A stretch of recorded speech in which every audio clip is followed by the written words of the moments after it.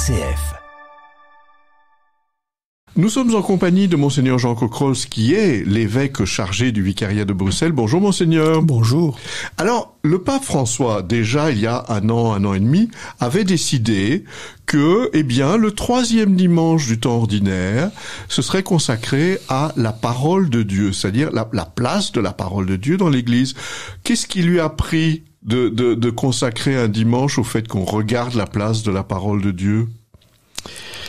Ce qui lui a pris, c'est probablement, je ne connais pas son intention fondamentale, mais ça doit être aussi le constat que dans l'Église catholique, malgré tous les efforts faits par la réforme liturgique au Concile Vatican II, les catholiques restent quand même fort peu à même de s'y retrouver dans ce qu'on appelle la parole de Dieu, en clair l'Ancien et le Nouveau Testament, et en particulier les évangiles évidemment.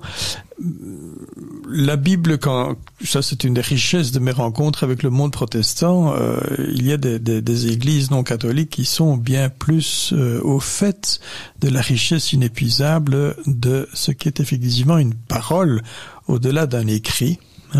C'est une parole, c'est d'ailleurs bien pour ça qu'elle est proclamée dans la liturgie et qu'on ne se contente pas de la lire dans son missel. Alors pourtant, on a quand même produit des traducteurs, des experts, rien qu'en français. Je veux dire, vous iriez dans un magasin pour acheter une Bible, vous avez certainement le choix entre 6 ou 7 traductions, et puis il y a encore la traduction liturgique, il y a des traductions littérales. Pourtant, l'accès à la Bible n'a jamais été aussi simple. Acheter une Bible, c'est très simple.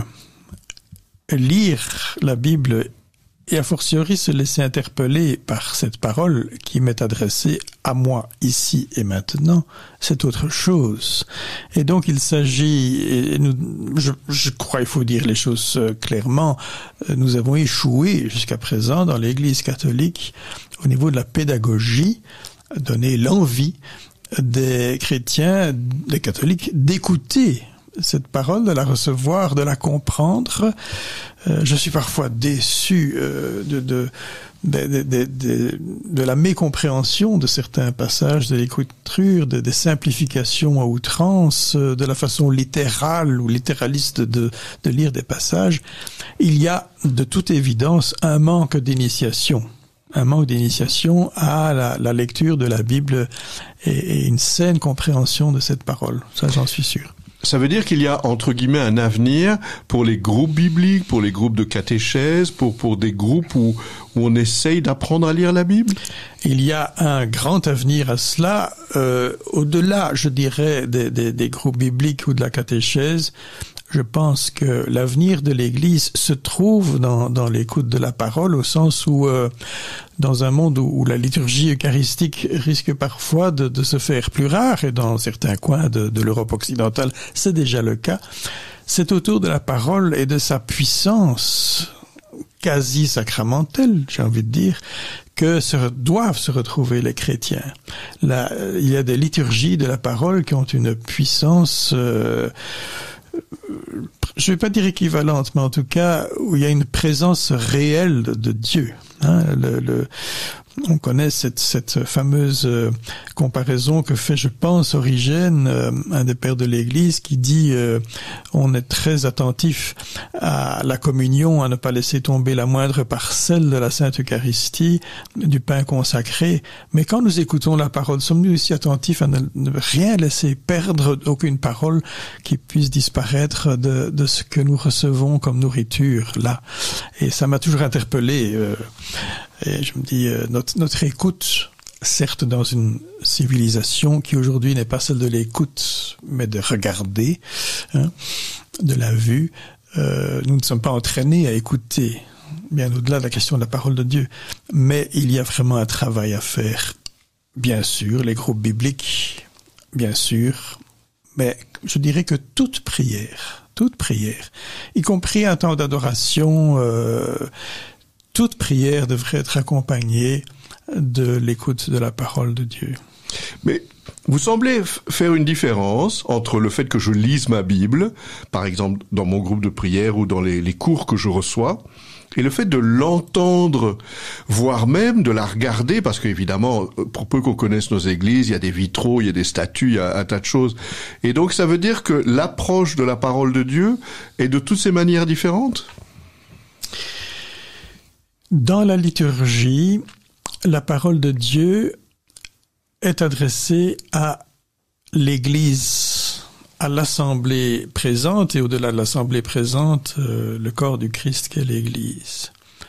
Et ce n'est pas pour rien que dans sa proclamation, en tout cas de l'Évangile, on se lève, des cierges entourent l'évangéliaire qui est encensé, qui est vénéré par celui qui proclame cette parole, et qu'à la fin de cette proclamation, on ne dit pas « Belle lecture, n'est-ce pas, applaudissez, mesdames, messieurs », mais on dit « Acclamons la parole de Dieu, louange à toi, Seigneur Jésus, nous nous levons pour le Christ qui nous parle. » Donc il y a, je ne vais pas dire qu'il y a une différence fondamentale, mais quand je suis assis dans mon petit coin de prière, je médite la parole et je la remâche, si vous voulez. Quand je suis dans l'assemblée dominicale, il y a encore une puissance supplémentaire. Alors, il y a des artistes, que ce soit des compositeurs qui ont composé des chants, des gens qui ont composé des vitraux, et vous-même, vous appréciez beaucoup certaines églises avec toutes sortes d'œuvres d'art, qui ont mis la parole sous différentes formes. Est-ce qu'on doit continuer, ou bien est-ce que c'est bon, on a fini ? Ah non, continuons, et on a à peine commencé. Quand je vois, pour citer un poète, Patrice de la Tour du Pin, qui a quand même composé des hymnes extraordinaires, combien cet homme était imprégné de la parole de Dieu pour son œuvre poétique. Donc il ne restait pas figé sur le texte biblique, mais c'était un tremplin. Eh bien, ce tremplin est toujours à notre disposition, n'est-ce pas ? Ça veut dire qu'alors, nos artistes ont une place aussi par rapport au fait de mieux connaître la parole de Dieu ? C'est indispensable que le monde des artistes s'intéresse à la parole, se sente interpellé, que ce soit en art figuratif, mais aussi en art abstrait, en musique, mettre tout ça en musique, avec ou sans parole, mais se laisser porter par la puissance de cette parole. Non, il y a de quoi faire. J'ai même vu qu'il y a des danseurs qui gestualisent la parole. Ça doit être quelque chose quand même.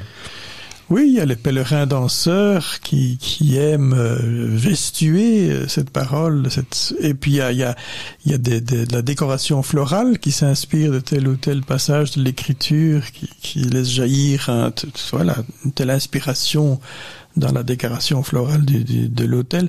Il y a de tout.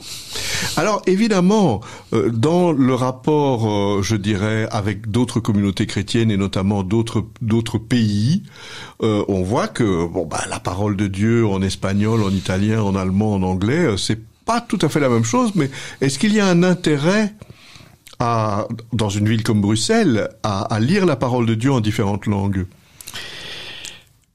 J'étendrai votre remarque de façon plus générale à la liturgie. Quand on connaît, même de façon modeste, d'autres langues, on sera toujours surpris comment le génie d'une langue rend compte du texte originel qui est en hébreu ou en grec. Je donne un petit exemple qui m'amuse beaucoup. C'est la prière du Notre Père, qui est en principe une traduction du texte grec. Or, dans la nouvelle traduction française, nous disons « Ne nous laisse pas entrer en tentation ». En flamand, une langue que je connais un petit peu, la traduction actuelle, c'est « Breng ons niet in beproeving ». Et « beproeving », ce n'est pas tentation. C'est l'épreuve, oui, c'est ça. Je dis souvent, sous forme un peu humoristique, qu'à Bruxelles, les Flamands sont éprouvés et les francophones tentés. Et donc on apprend beaucoup de ces différences de langue. Oui, on laisse résonner la langue et je donne une autre chose qui m'a toujours frappé en espagnol. Le verbe esperar veut dire attendre. Et donc, dans le mot espérer, il y a aussi cette attente. Et qu'est-ce que ça signifie, l'attente dans l'espérance? Enfin, voilà, une autre méditation qui a surgi en moi. Donc, la richesse des langues, c'est le drame de Babel est aussi une grâce. Si l'Esprit Saint s'en mêle, alors c'est la Pentecôte. Mais Bruxelles devrait être une Pentecôte permanente. Avec cette richesse des langues, de la façon de s'exprimer, vous savez très bien que dans les langues sémitiques, il n'y a pas le passé, le présent, le futur, mais c'est un tout autre régime pour les verbes. Tout ça donne une coloration chaque fois particulière à la parole. Alors, chacun est un peu à son style biblique, je dirais. Il y en a qui sont plus psalmistes, il y en a qui sont plus pauliniens, il y en a qui sont plus de telle partie. Vous, Monseigneur, à titre personnel, est-ce qu'il y a des parties de la Bible qui font partie de vos racines? Je dirais que ce sont les psaumes. À force de les prier et même de parfois les rabâcher dans l'office de la liturgie des heures, qu'on les goûte. Ça me frappe que chaque fois je découvre encore quelque chose de neuf, des mots qui reviennent, des amplifications. Les psaumes aiment bien à chaque fois amplifier, reprendre une idée sous un autre angle. Oui, ce sont les psaumes qui certainement me nourrissent le plus. Alors, Monseigneur Jean Cocrol, je rappelle que votre mission, c'est d'être l'évêque vicaire pour Bruxelles. Merci de nous avoir incité à mieux redécouvrir la place de la parole de Dieu dans nos vies. À bientôt, Monseigneur. À bientôt.